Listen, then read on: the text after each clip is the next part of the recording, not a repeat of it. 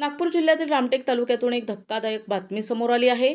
देवलापार पवनी वनक्षेत्रात रविवारी दुपारी शेळ्या चरणाऱ्या एका 28 वर्षीय तरुणावर वाघानं प्राणघातक हल्ला केलाय। या हल्ल्यात गंभीर जखमी झालेल्या तरुणाला तातडीनं उपचारासाठी नागपूर येथील मेडिकल रुग्णालयात हलविण्यात आले।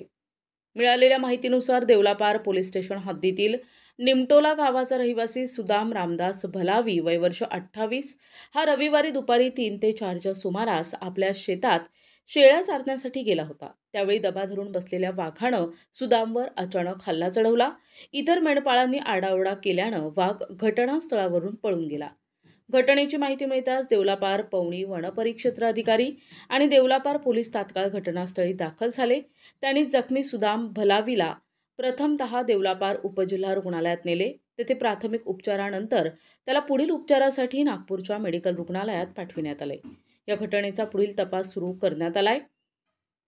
प्रतिनिधी अजय मेहरकुळे, NTV न्यूज मराठी, रामटेक, नागपूर।